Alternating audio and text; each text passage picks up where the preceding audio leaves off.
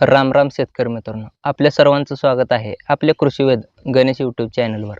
शेती हा व्यवसाय आहे जिथे आपल्याला घामाचं मोल हे पूर्णपणे पावसावर अवलंबून असतं. आपण सध्या 2025च्या डिसेंबर महिन्यात आहोत. यंदाचा पाऊस कसा गेला हे आपण पाहिलंच आहे. पण आता जगातील हवामान तज्ज्ञाच्या आणि आंतरराष्ट्रीय संस्थांच्या नजरा या 2026च्या मान्सूनकडे लागल्या आहेत. तुम्हाला प्रश्न पडला असेल की अजून 2026 उजडायला अवकाश आहे, मग आतापासूनच काळजी करण्याचं किंवा अंदाज घेण्याचं कारण काय? तर सध्या प्रशांत महासागरात आणि हिंदी महासागरात अशा काही घटना आणि घडामोडी घडत आहेत ज्याचे संकेत आपल्याला आतापासूनच मिळू लागले आहेत. हवामान हे एका रात्रीत बदलत नसतं, त्याची तयारी निसर्गात काही महिने आधीच सुरू होते. आजच्या या व्हिडिओत आपण हवेत गोळीबार न करता जगातील सर्वात मोठ्या आणि प्रतिष्ठित अशा 7 हवामान मॉडेल्सचा सखोल अभ्यास करून 2026मध्ये पाऊस कसा असेल, दुष्काळाचे सावट आहे का, की पाऊस समाधानकारक असेल यावर अत्यंत सविस्तर चर्चा करणार आहोत. हा विषय थोडा तांत्रिक आहे, पण मी तुम्हाला इतक्या सोप्या भाषेत समजून सांगणार आहे की तुम्हाला कोणताही नकाशा किंवा ग्राफ बघायची गरज पडणार नाही. त्यामुळे हा व्हिडिओ शेवटपर्यंत बघा. व्हिडिओच्या मुख्य विषयाकडे वळण्याआधी एक महत्त्वाची विनंती आहे, आपल्या चॅनलला सपोर्ट करण्यासाठी आणि ही माहिती जास्तीत जास्त शेतकऱ्यांपर्यंत पोहोचवण्यासाठी या व्हिडिओला हाईप करा. व्हिडिओच्या खाली तुम्हाला हाईप नावाचा ऑप्शन दिसेल, त्यावर क्लिक करा.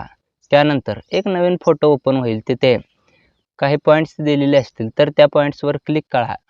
यामुळे हा व्हिडिओ यूट्यूबच्या अल्गोरिदममध्ये वर येईल आणि आपल्या बळीराजाला वेळेत सावध करता येईल. चला तर मग सुरू करूया आजच्या सखोल व्हिडिओचे विश्लेषण.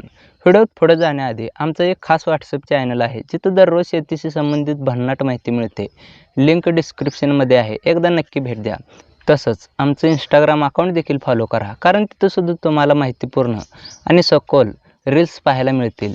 तर इंस्टाग्राम ID-सुद्धा डिस्क्रिप्शनमध्ये दिलेला आहे, तर एकदा चेकआउट नक्की करा. तर चला व्हिडिओला सुरुवात करूया. कोणत्याही वर्षाचा मान्सून कसा असेल हे समजून घेण्यासाठी आपल्याला काही मूलभूत गोष्टींची माहिती असणं गरजेचं आहे. आपला भारतीय मान्सून हा प्रामुख्याने 2 ते 3 जागतिक घटकांवर अवलंबून असतो. पहिला आणि सर्वात महत्त्वाचा घटक म्हणजे एन्सो. आता हा शब्द ऐकायला जरी इंग्रजी वाटत असला तरी त्याचा साधा अर्थ आहे प्रशांत महासागराच्या पाण्याचे तापमान. या प्रशांत महासागरात विषुववृत्ताच्या जवळ जो पाण्याचा भाग आहे, जिथे जर पाणी सरासरीपेक्षा जास्त थंड झालं तर त्याला आपण ला निना म्हणतो, जो भारतीय मान्सूनसाठी शुभ मानला जातो. या उलट जर तिथे पाणी सरासरीपेक्षा जास्त गरम झालं तर त्याला अल निनो म्हणतात आणि हा अल निनो म्हणजेच भारतीय मान्सूनचा शत्रू मानला जातो. या व्यतिरिक्त दुसरा घटक म्हणजे आयओडी. आपण सोप्या भाषेत हिंदी महासागरातील अल निनो आणि लाल निना म्हणू शकतो. आता तुम्हाला अल निनो आणि ला निना म्हणजे थोडक्यात सांगतो. तुम्ही फक्त एवढं लक्षात ठेवा, ला निना म्हणजे आपल्यासाठी भारी आणि या उलट अल निनो म्हणजे आपल्यासाठी वाईट. आपल्या देशाच्या पश्चिमेकडील अरबी समुद्र आणि पूर्वेकडील बंगालचा उपसागर यांच्या तापमानातील फरकाला आयओडी म्हणतात. या 2 महासागरांशिवाय युरोप खंडात हिवाळ्यात किती बर्फ पडतोय आणि उन्हाळ्यात एप्रिल-मे महिन्याच्या भारताच्या जमिनीचं तापमान किती वाढतंय हे सुद्धा तितकंच महत्त्वाचं असतं. जर युरोपमध्ये बर्फ जास्त पडला तर उत्तर गोलार्धातील थंड वारे आपल्या मान्सूनच्या वाऱ्यांना कमकुवत करू शकतात. पण युरोपमधील बर्फवृष्टी आणि उन्हाळ्यातील तापमान हे घटक आपण आजच्या तारखेला सांगू शकत नाही, कारण त्या घटना अजून घडायच्या आहेत. परंतु समुद्राचं पाणी हे जमिनीसारखं पटकन तापत नाही आणि पटकन थंडही होत नाही. समुद्राला मेमरी असते. आज समुद्रात जे तापमान आहे त्याचे परिणाम आपल्याला पुढील 6 महिन्यात दिसून येतात. म्हणूनच आज आपण फक्त महासागरातील उपलब्ध डेटाच्या आधारे 2026च्या पावसाचा पहिला अंदाज घेणार आहोत. आता आपण व्हिडिओच्या मुख्य मुद्द्याकडे येऊया. सध्या प्रशांत महासागरात नक्की काय चाललंय? आपण जर न्यूनो 3.4 या क्षेत्राचा विचार केला, जे प्रशांत महासागराच्या अगदी मध्यभागी आहे आणि जिथून मान्सूनची दिशा ठरते, तर तिथे सध्या ला निनाची स्थिती आहे. म्हणजेच तिथलं पाणी अजूनही थंड आहे. पण चिंतेची बाब अशी आहे की हे थंड पाणी आता हळूहळू कोमट म्हणजे गरम व्हायला सुरुवात झाली आहे.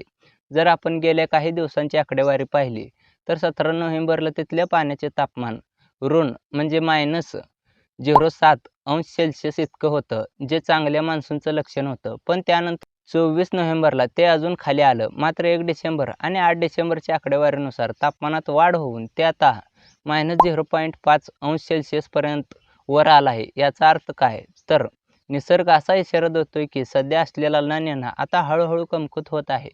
तो आता अस्ताला चालला आहे. विविध आंतरराष्ट्रीय मॉडेल असं सांगतात की जानेवारी आणि फेब्रुवारी 2026पर्यंत ला निना पूर्णपणे संपून जाईल. त्यानंतर मार्च, एप्रिल आणि मे या कालावधीत समुद्र न्यूट्रल म्हणजेच तटस्थ स्थितीत राहील. तटस्थ स्थिती म्हणजे समुद्राचे पाणी ना जास्त थंड असेल ना जास्त गरम. ही स्थिती साधारण मे महिन्यापर्यंत कायम राहण्याचा अंदाज आहे. त्यामुळे मे महिन्यापर्यंत तरी आपल्याला हवामानाची खूप मोठी भीती बाळगण्याचं कारण नाही. आता खरी चर्चा सुरू होते ते मे 2026 नंतरच्या काळाची आणि इथेच हवामान तज्ज्ञांच्या कपाळावर आट्या पडल्या आहेत. जगात हवामानाचा अचूक अंदाज देण्यासाठी ECMWF हे युरोपियन मॉडेल अत्यंत विश्वसनीय मानलं जातं. या मॉडेलने नुकताच एक असा अंदाज दिला आहे जो आपल्यासाठी थोडा चिंताजनक असू शकतो. या मॉडेलच्या म्हणण्यानुसार मे महिन्यापासून पुढे प्रशांत महासागरातील पाण्याचे तापमान वेगाने वाढायला सुरुवात होईल आणि जेव्हा हे तापमान वाढतं तेव्हा तिथे अल निनो विकसित होतो. तुम्हाला माहिती म्हणून सांगतो, 2022च्या डिसेंबरमध्ये सुद्धा या युरोपियन मॉडेलने असाच अंदाज दिला होता की 2023मध्ये अल निनो येईल आणि दुर्दैवाने तो अंदाज खरा ठरला. 2023मध्ये आपण पाहिलं की पावसाने कशी ओढ दिली होती.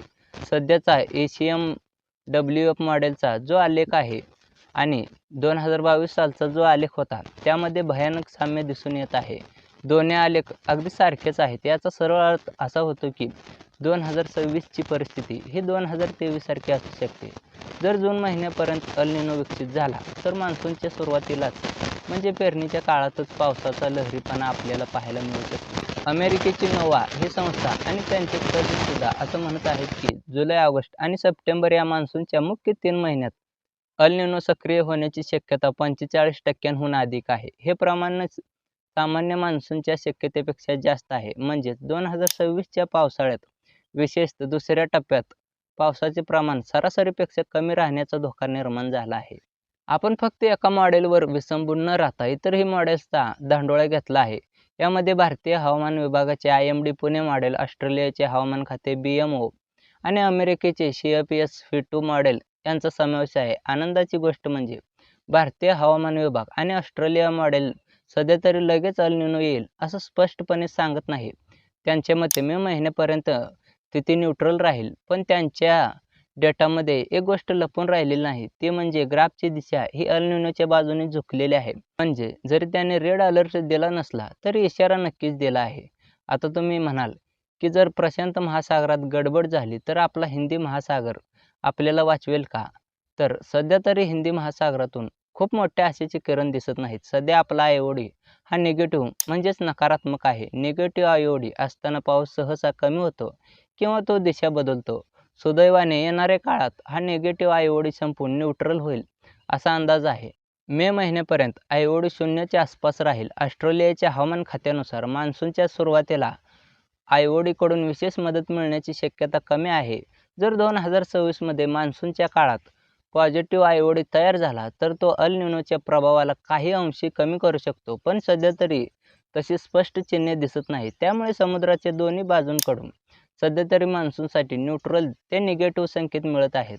तर मित्रांनो, विज्ञान आणि आकडेवारी एका बाजूला आणि इतिहास एका बाजूला 1871 पासून ते 2023 पर्यंतचा हवामानाचा इतिहास आपण तपासला तर एक गोष्ट प्रकर्षाने जाणवते की जेव्हा जेव्हा अल निनो आला आहे तेव्हा तेव्हा भारताच्या मान्सूनवर त्याचा विपरीत परिणाम झाला आहे.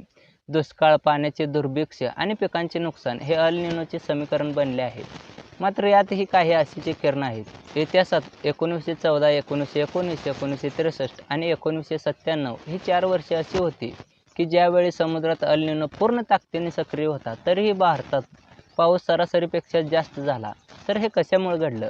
त्यावेळी स्थानिक हवामान, चक्रीवादळे आणि इतर काही नैसर्गिक घटकांनी मान्सूनला साथ दिली होती. त्यामुळे 2026मध्ये अल निनो येणार हे जरी मॉडेल सांगत असले तरी त्याचा अर्थ दुष्काळच पडेल असा काढणे घाईचे ठरेल. काही वेळा अल निनो असूनही बंगालच्या उपसागरात कमी दाबाचे पट्टे निर्माण होतात आणि ते जमिनीवर चांगला पाऊस देऊन जातात. पण एकंदरीत विचार करता प्राथमिक अंदाज हाच सांगतो की 2026च्या मान्सूनमध्ये खंड पडू शकतो. कदाचित जूनमध्ये पाऊस वेळेवर येईल, पण जुलै आणि ऑगस्टमध्ये पावसाची मोठी उघडीप राहू शकते. पिकाच्या वाढीच्या महत्त्वाच्या टप्प्यावर पावसाचा ताण पडू शकतो. विशेषतः मराठवाडा, विदर्भ आणि उत्तर महाराष्ट्रासारख्या कोरडवाहू पट्ट्यात त्याचा परिणाम जास्त जाणवू शकतो. तर भावांनो, आजच्या या अत्यंत सविस्तर चर्चेचा सारांश काय? तर 2024च्या मान्सूनची वाटचाल ही काहीशी खडतर राहण्याची शक्यता आहे. 1. सध्याचा लानिना संपून फेब्रुवारीनंतर वातावरण तटस्थ होईल. 2. मे-जून 2026 नंतर अल निनोचा धोका वाढताना दिसतोय. 3.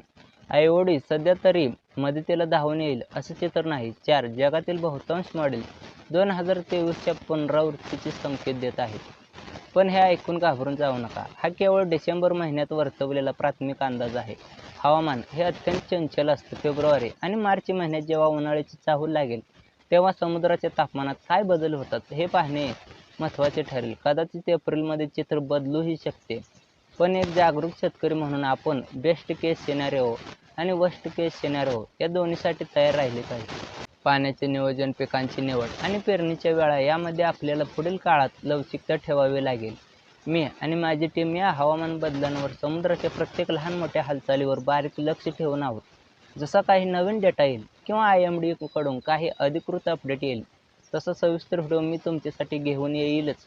तोपर्यंत कोणतीही अफवा पसरू नका आणि चिंता देखील करू नका. फक्त सावधान राहा. तुम्हाला ही माहिती कशी वाटली आणि तुमच्या अनुभवानुसार 2026चा पाऊस कसा असेल हे मला कमेंट बॉक्समध्ये सविस्तर लिहून कळवा. तुमचं मत इतर शेतकऱ्यांसाठी सुद्धा मार्गदर्शक ठरू शकतं. हा व्हिडिओ आपल्या WhatsApp ग्रुपवर शेअर करा. शेतकरी मित्रांना नक्की शेअर करा जेणेकरून तेही वेळेत माहिती घेऊ शकतील. भेटूया अशाच इंटरेस्टिंग आणि माहितीपूर्ण व्हिडिओ. तोपर्यंत धन्यवाद.